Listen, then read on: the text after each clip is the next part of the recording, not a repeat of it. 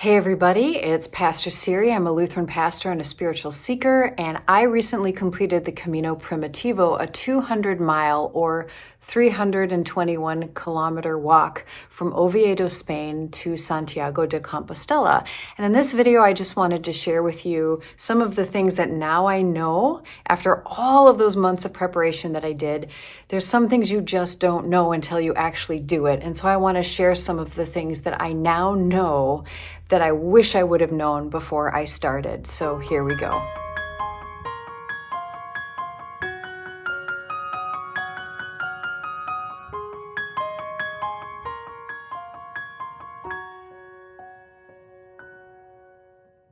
So I chose the Camino Primitivo for multiple reasons. First of all, the time frame was great. I don't have tons of vacation, and the 13-day suggested time frame to hike the Camino Primitivo was great. But also, almost more importantly, it's considered the most beautiful Primitivo and also one of the least traveled. All of those were reasons why I chose it, and I had been researching it for really 2.5 years before I finally found the time to be able to go and do this.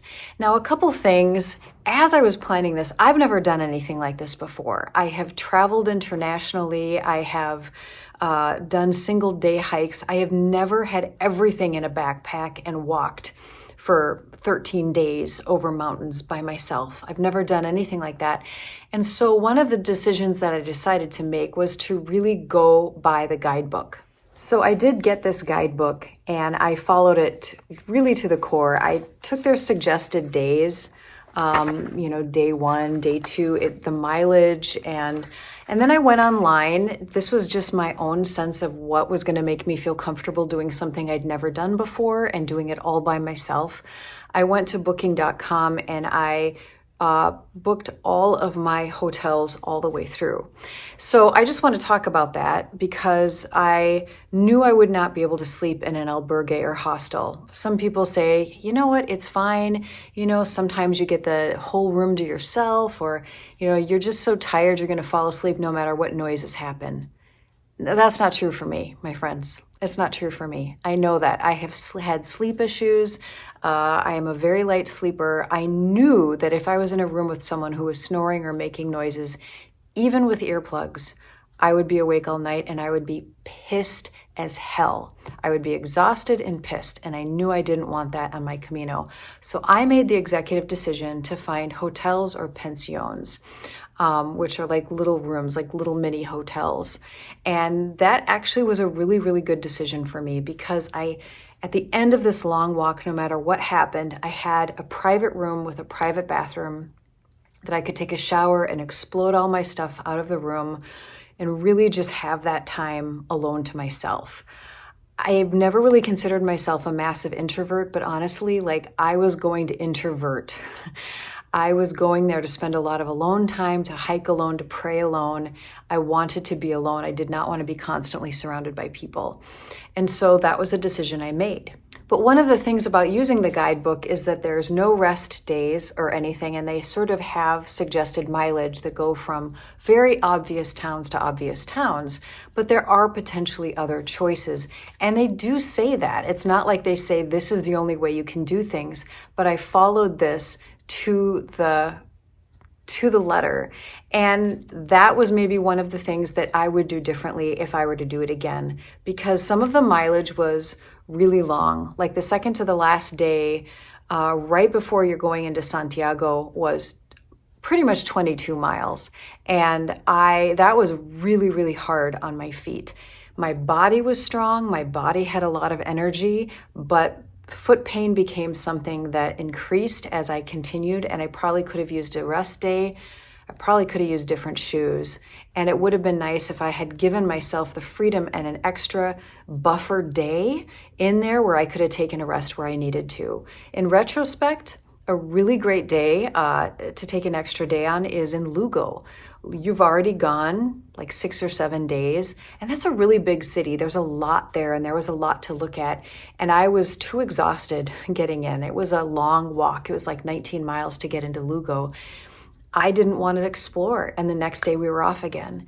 And that would have been probably good for my body to be able to have that extra rest day. So having everything really compact in the 13 days with hardly any time around there just to fit in with my vacation schedule, it might have been nicer if I would have been able to have that a little bit more wiggle room for that. So I could have shorter mileage if I needed to. I could have a rest day if I needed to. So let's talk about housing. That's the second thing I want to talk about. As I mentioned, I chose to do pensions and hotels, and I sort of had a range between like 30 and 80 euros that I was comfortable spending at night. I know albergues are way cheaper than that, and some people had really good experiences, but people on the trip were telling me they had nights where people were snoring, and I knew I would not be able to handle that. But in these little rooms that you have, one of the things that I was really glad I brought with me was conditioner. For my hair, they always had shampoo and they always had like a body gel, but they didn't have conditioner, which I needed. Some of them had hair dryers, some of them didn't. I ended up buying lotion because my skin was so dry from being in Spain and all of the walking and then taking a shower, and my skin was so dry. I ended up buying a little bottle of lotion, so I would have brought that with me, but you could get it there. The other thing I ended up getting along the way was some salve for my tendons and my muscles, but I'm getting away from the pension. Some of the rooms that I was in had thermostats, but honestly, that was very rare. It was very rare that I had temperature control, and a couple of the times I was surprised that my room would be really pleasantly comfortable when I walked in. And as I got closer to bedtime, my room started heating up, like uncomfortably heating up, and there was a boiler and I had no control over the heat. There were multiple nights where I ended up opening up the window. It's like 45 degrees Fahrenheit outside, but I swear to you, it was like 85 degrees in my room. I could not sleep in that heat. And so I ended up sleeping with the window open. Not great, but that's what I decided to do. The other thing about a lot of these hotels and pensions is they will offer breakfast, but I needed to know that there could be a huge asterisk next to breakfast. For example, I stayed at the Auto Bar in Grotto my very first night, and it was sort of a rude awakening to what a breakfast is. When I was in Oviedo, there was a nice buffet breakfast, and I was like, awesome, eggs, fruit, coffee, orange juice, toast, right? Nope, this was croissant, coffee. That's your breakfast. Now, yes, I could have started shopping around early in the morning and looking for a place that offered me some protein, some fiber, but honestly, I just didn't feel like I had the time or energy for that. So that was something I noticed, was that the breakfasts were very varied, and I prepared myself to just receive what I had. Sometimes they had nice toast with butter and jam. Sometimes there was fruit. Sometimes, but very rarely, there was an egg option. But a lot of times it was just a pastry and coffee. I did love that they had fresh squeezed orange juice almost everywhere. I drank as much of that as I could because there was one day that was the only fruit or vegetable I had all day was the fresh squeezed orange juice. It was delicious, and I don't get that kind of stuff here in the United States, in Minnesota, all the time. And so I really, really loved that. So watch out for the breakfasts because they can vary. Dinner also was sometimes offered, but one of the things that I realized very quickly was that in Spain, dinner, cena, is 8 o'clock, and restaurants may actually be open earlier. They may be open throughout the day, but the kitchen might not be open, and that really threw me off. That first night when I walked into Grotto, I was looking for open restaurants, and I foolishly walked into a couple, but realized the kitchen wasn't open, and they were going to just offer like the same shelf-stable sandwiches that are ubiquitous everywhere. So my first few days there, the lunches that I had at the cafes was basically bread with a slice of meat inside. Some of it was good, some of it was not great. It's energy, it's food, it's simple, it's transportable. They wrap it in foil and you can take it with you. And I ate that for many days until I was absolutely sick of it and wanted something else. So I did not want that again for dinner, and so I had to go hunting. around for a place that was going to serve any kind of food with vegetables in it before 8 o'clock. And I did every single night find a place. And one night in particular, I was in Berdecido. I went to the albergue. It was a very small town, and there was a beautiful like pilgrim menu that I had seen advertised walking in. And I went to the albergue, even though I wasn't staying there, and had a really good meal. They gave me a bottle of wine, which couldn't finish, a nice salad, some really good bread, and a nice main meal, and an ice cream to boot, all for like 15 euros. It was really great, and that was one thing I noticed was for a vast majority of the Primitivo, it was so cheap. I was paying less than 30 euros for breakfast, lunch, and dinner. It was really great. Let's talk about lunches for a second. Other routes are going to have a lot of cafes and stops, and there may be a lot of options. That was not the case on the Primitivo. There may be a couple stops, but you kind of had to hunt them out, or like that was your only option, and they didn't necessarily have a wide variety of food. You could get the nice little egg and potato pie, I'm going to call it, which is called the tortilla. That was good. Again, coffee was everywhere. Orange juice was everywhere. Other little drinks were everywhere. Beer was everywhere. But there was a lot of like croissants and pastries and sandwiches, which were basically just bread with meat inside. Not wheat bread, nothing complex, very, very simple. And it's cheap and it's easy. And again, like after a while, I was starting to get tired of that being my only option.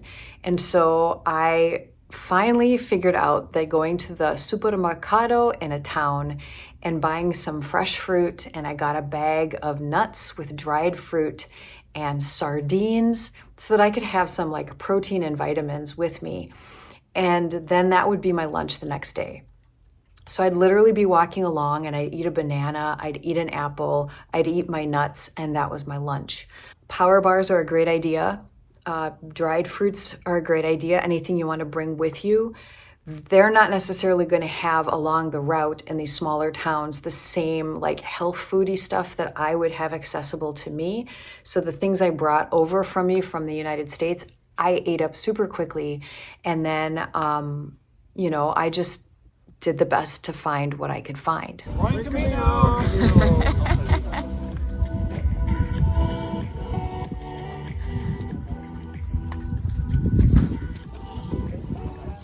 One thing I would highly recommend in terms of nutrition is I did bring a bunch of the liquid IV pouches. You can get these at a lot of health food stores. You put them in your water. They have a lot of minerals in them.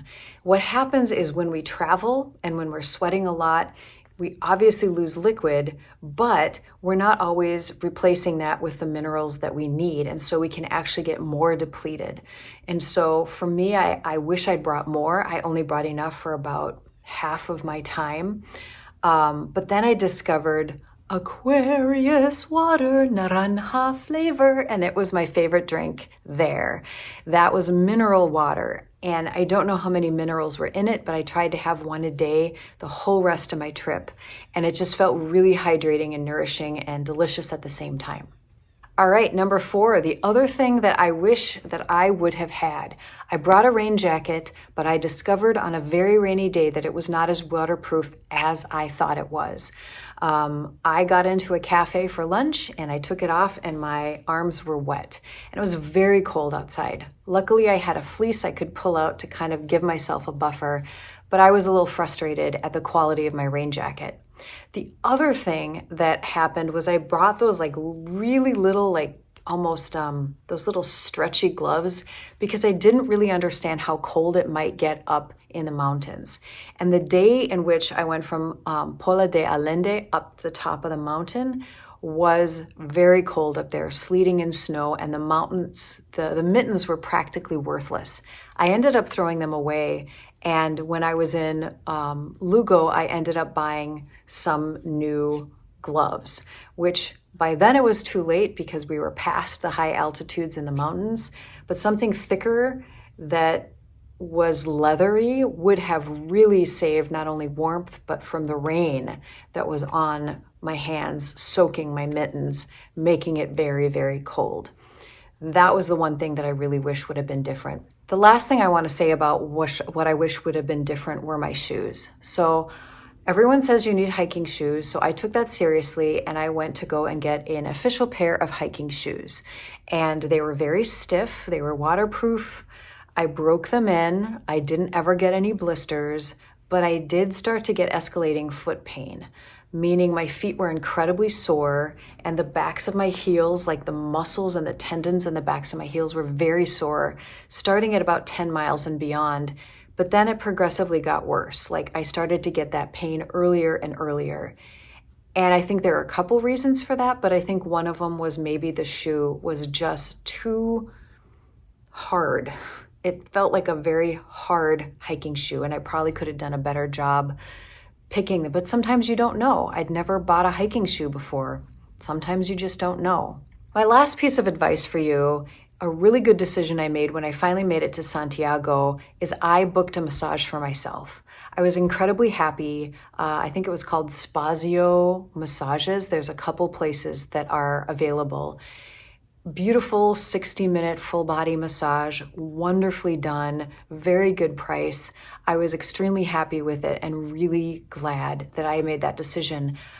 I was able to book a 6:30 p.m. appointment at 4:30, which means they had good availability for people who didn't have a lot of time to spend in Santiago like me. So I highly recommend that. I don't know if other places had offered it, but again, the Primitivo doesn't have a lot of really big cities. It really doesn't. Like you're going through a lot of remote areas where there's not a lot of amenities and services. So when you get to those places, take advantage of them. Enjoy the good restaurants. Go to the supermarket, get the fresh fruits, and get yourself a massage and anything else that you might need. So those are my practical tips of the things that I wish I'd known before I'd gone that sometimes you can't know until you actually experience it for yourself. So I hope that's helpful for any of you who are planning to do the Camino Primitivo, and I hope you enjoy some of the pictures that I have shared from my journey along the way. All right, bye-bye.